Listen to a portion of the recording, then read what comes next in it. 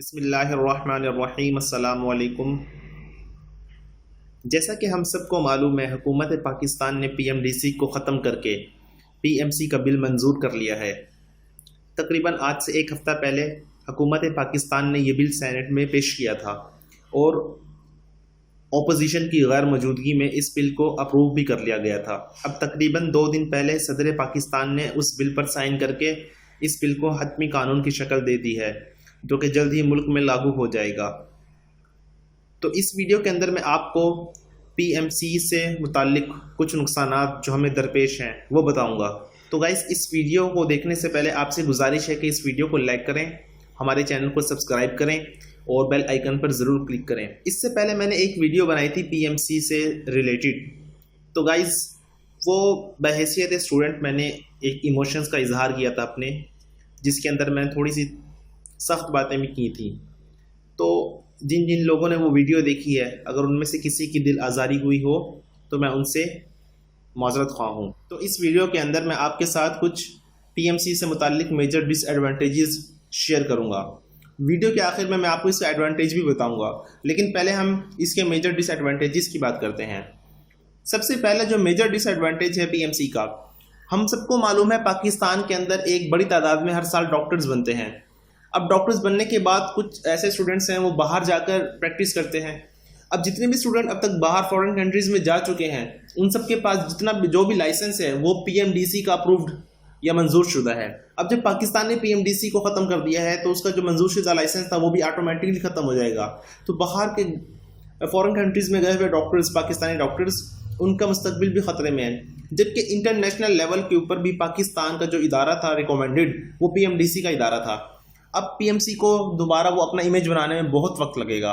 Second major disadvantage, MBBS और BDS का future भी पाकिस्तान में इंजीनियरिंग के शोबे की तरह हो जाएगा, क्योंकि हमें पता है पाकिस्तान में एक बड़ी तादाद इंजीनियर बनती है स्टूडेंट्स की। तो इतनी ज़्यादा तादाद के अंदर स्टूडेंट इंजीनियर बनने के बाद भी बेरोज़गार हैं, क्योंकि हुकूमत पाकिस्तान के पास इंजीनियरिंग के लिए कोई ख़ास जॉब्स नहीं है। इसकी सबसे बड़ी वजह यह थी कि पाकिस्तान के अंदर इंजीनियरिंग कॉलेज की, प्राइवेट कॉलेजेस की बहुत ज़्यादा तादाद है, और जब ज़्यादा तादाद होने के बाद जो स्टूडेंट्स बनते हैं उनकी तादाद भी बहुत ज़्यादा है। तो इतने ज़्यादा स्टूडेंट्स को अकोमोडेट नहीं कर पाती हुकूमत पाकिस्तान, उनको सही तरह जॉब्स नहीं दे पाती, जिसकी वजह से वो बेरोज़गार हैं। और अब ये ख़दशा ज़ाहिर किया जा रहा है कि जब पाकिस्तान के अंदर प्राइवेट मेडिकल कॉलेजेस बनेंगे और उनसे स्टूडेंट्स, ग्रेजुएशन करने वाले स्टूडेंट्स की तादाद भी बहुत ज़्यादा होगी, तो पाकिस्तान के अंदर भी डॉक्टर्स बेरोज़गार होंगे।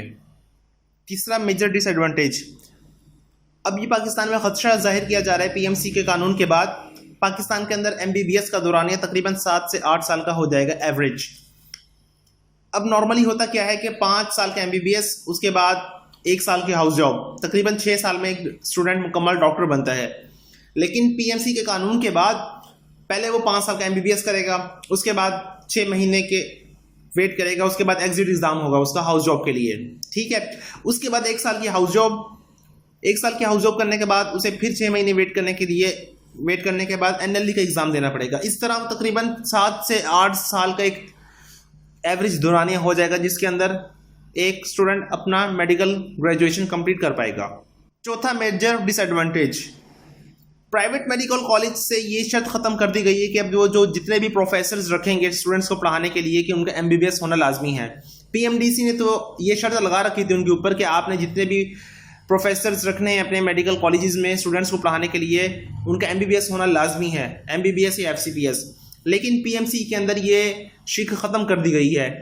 अब यानी कोई भी डॉक्टर, कोई भी प्रोफेसर जिसने सिंपल पीएचडी भी किया हुआ है वो भी स्टूडेंट्स को पढ़ा सकता है। लेकिन एक पीएचडी डॉक्टर, चाहे वो जितना भी माहिर क्यों ना हो अपने शोबे के अंदर, वो किस तरह डॉक्टर्स को पढ़ा सकेगा जबकि उसको पास मेडिकल स्किल्स ही नहीं होंगी। मिसाल के तौर पे अगर एक प्रोफेसर बायोकेमिस्ट्री के अंदर उसने पीएचडी किया हुआ है, बेशक उसको बहुत ज़्यादा अच्छी बायोकेमिस्ट्री आती हो, लेकिन मेडिकल के अंदर तो हम बायोकेमिस्ट्री के वो टॉपिक्स पढ़ते हैं जो कि क्लिनिकली रिलेटेड है। अब जो प्रोफेसर जिसको क्लिनिकल्स के बारे में कुछ पता ही नहीं होगा, जिसका ताल्लुक वास्ता ही नहीं होगा क्लिनिकल साइड से, वो किस तरह स्टूडेंट्स को क्लिनिकली बायोकेमिस्ट्री पढ़ा सकेगा। पांचवा मेजर डिसएडवांटेज, लोकल और फॉरेन ग्रेजुएट्स के अंदर कोई फ़र्क नहीं रहेगा। एक स्टूडेंट जिसने किंग एडवर्ड मेडिकल यूनिवर्सिटी से एमबीबीएस किया है और एक स्टूडेंट जो कि रशिया से एमबीबीएस करके आएगा, दोनों के दरमियान डिफरेंस ख़त्म हो जाएंगे। छठा मेजर डिसएडवांटेज, पीएमसी के मेंबरान को जनाब वज़ीर आज़म पाकिस्तान खुद मुंतखब करने के मजाज होंगे। पूरी दुनिया में लाइसेंसिंग अथॉरिटीज़ और रेगुलेटरी बॉडीज़ को बजरिया इलेक्शन मुंतखब किया जाता है। इसी कानून पर पीएमडीसी भी अमल पैरा था, लेकिन पीएमसी के कानून के तहत हुकूमत इन नुमाइंदगान का इंतखाब खुद करेगी। तो गालिब गुमान अब यही है कि हुकूमत अपने पसंदीदा बंदों को नवाजेगी, जबकि जो माहिर हैं इस प्रोफेशन के उनको महरूम कर दिया जाएगा। सातवां मेजर डिसएडवांटेज, एमडी कैट की परसेंटेज की अथॉरिटी को मेडिकल कॉलेजेस को दे दिया जाएगा, यानी वो अपने एडमिशन क्राइटेरिया के अंदर जिस मर्जी तरीके से चाहें एमडी कैट की परसेंटेज को मैनेज कर सकते हैं। मिसाल के तौर पे अगर कोई मेडिकल कॉलेज एमडी कैट के परसेंटेज को 10% रखना जाएगा अपने मेडिकल क्राइटेरिया में तो उसको इजाज़त होगी, या कोई अपने एडमिशन क्राइटेरिया के में एमडी कैट की परसेंटेज को 50% रखना चाहेगा तो उसको इजाज़त होगी। आठवां major disadvantage, private medical college को एमडी कैट के अलावा भी दूसरे टेस्ट कंडक्ट करने का इख्तियार दे दिया गया है। मिसाल के तौर पे वो एमडी कैट के अलावा इंटरव्यूज़ और एप्टीट्यूड टेस्ट को भी कंडक्ट कर सकते हैं और उसकी बुनियाद पर मेडिकल स्टूडेंट्स को दाखिले दे सकते हैं, जिसकी वजह से ये होगा कि जितने भी मेडिकल कॉलेजेस हैं, प्राइवेट मेडिकल कॉलेजेस, वो अपने पसंदीदा बंदों को इंटरव्यू की बुनियाद पर एडमिशन दे सकते हैं। और आप सबको तो मालूम ही है इंटरव्यू की बुनियाद पर किसी को नाअहल करार देना कितना ईजी है। तो दोस्तों अभी हमने डिसएडवांटेजेस की बात की थी, अब हम बात करते हैं इसका मेजर एडवांटेज जो मुझे सबसे ज़्यादा अच्छा लगा। वो ये है कि एनएलई के एग्ज़ाम ने पाकिस्तान के तमाम स्टूडेंट्स को एक ही सफ़ के अंदर लाकर खड़ा कर दिया है।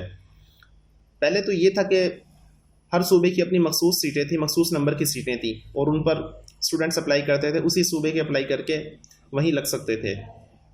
लेकिन एनएलई ने सबको एक ही बराबर ला खड़ा किया है, कोई भी स्टूडेंट्स चाहे कहीं भी अप्लाई कर सकता है। मिसाल के तौर पे जैसे पहले सिंध के अंदर तकरीबन मिसाल के तौर पे अगर 100 सीटें हों तो सिंध के ही 100 स्टूडेंट्स लग सकते थे, तो बेचारे जो 100 से ज़्यादा डॉक्टर्स थे वो क्या करते।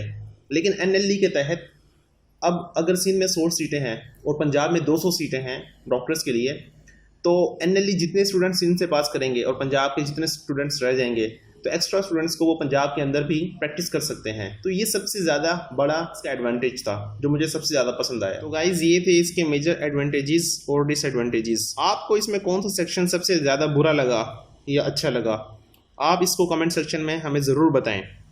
तो आप लोगों से गुजारिश है कि हमारी इस वीडियो को लाइक करें, हमारे चैनल को सब्सक्राइब करें और बेल आइकन पर ज़रूर क्लिक करें।